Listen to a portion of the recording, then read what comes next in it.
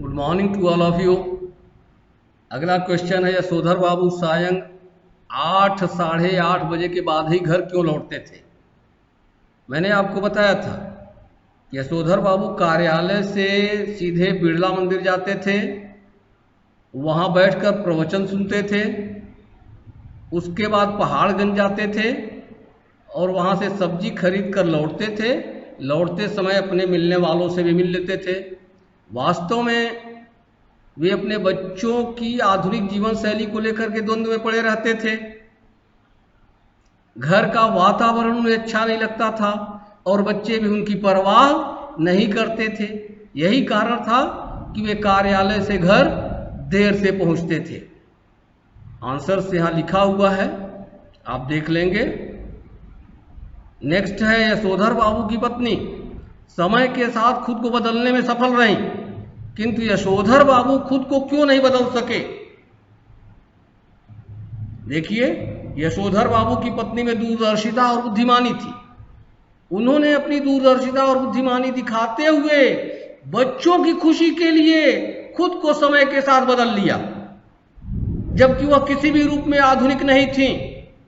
किसी भी रूप में आधुनिक न होते हुए भी खुद को मॉडर्न बना लिया था।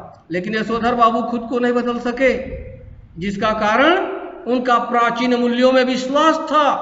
आधुनिक चीजें उन्हें अपनी ओर आकृष्ट तो करती थी, लेकिन वे पुराने का मोह नहीं छोड़ पाते थे।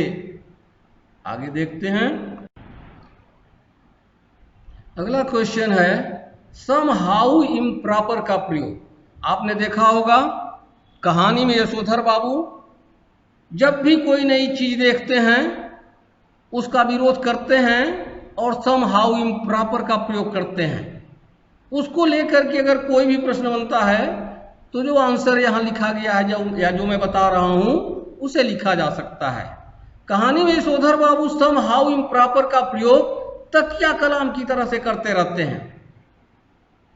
सम हाउ इम्प्रॉपर मतलब हर नई चीज में कोई ना कोई कमी दिखाई देना। उन्हें हर नई चीज में कोई ना कोई कमी दिखाई देती है, जबकि नई चीजें उन्हें अपनी ओर आकृष्ट करती हैं। लेकिन विडंबना इस बात की है कि वे पुराने का मोह नहीं छोड़ पाते हैं। अब कुछ उदाहरण दिखा दीजिए।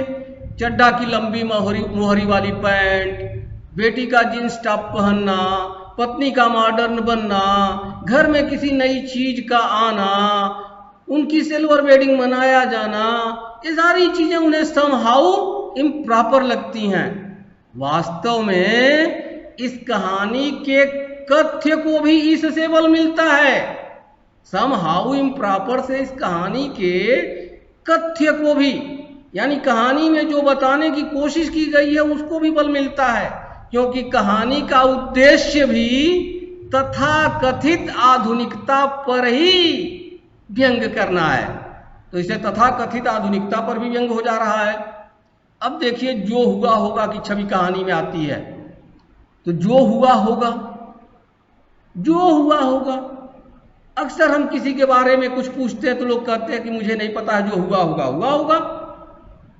तो इससे यह बताने की कोशिश की गई कि आज किसी को भी किसी से कोई मतलब नहीं रह गया है। लोग आत्म केंद्रित हो गए हैं।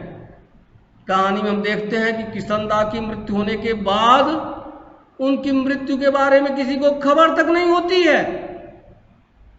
किशनदा खुद भी कहा करते थे, क्या कहा करते थे कि जो हुआ होगा से ही लोग यहां मरते हैं। सब अकेले आते हैं और सबको अकेले ही जाना पड़ता है।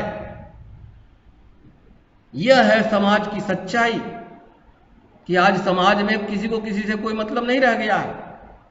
सबको अपने स्वार्थ की चिंता है, दूसरों के सुख दुख के बारे में कोई परवाह नहीं करता है।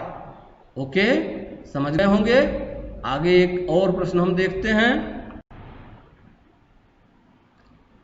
अंतिम क्वेश्चन देखिए, यशोधर बाबू किन जीवन मूल्यों को थाम कर बैठे हैं? इन जीवन मूल्यों की बात पहले भी हो चुकी है।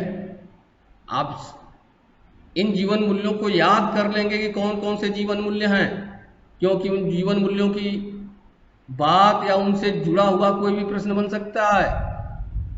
यशोधर बाबू किन जीवन मूल्यों को थाम कर बैठे हैं? आधुनिक पीढ़ी उन्हें क्यों अप्रासंगिक मानती है? अप्रासंगिक मतलब जो समय के अनुकूल न हो।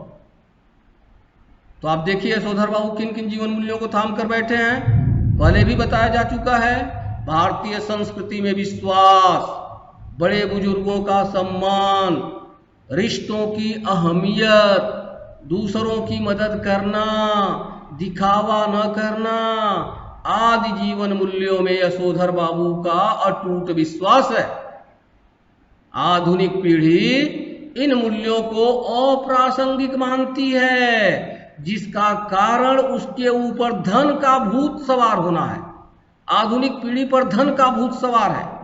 वह नहीं जानती है कि मुसीबत में धन के साथ साथ रिश्ते भी काम आते हैं। यह पीढ़ी नहीं जानती है कि जीवन मूल्यों का पालन करते हुए भी आधुनिक बना जा सकता है। यही कारण है कि यह पीढ़ी इन आधुनिक मूल्यों को अप्रासंगिक मानती है। उसको लगता है कि रिश्तों का निर्वाह करना धन की बर्बादी है। ओके स्टूडेंट्स, लिख लेंगे आप लोग।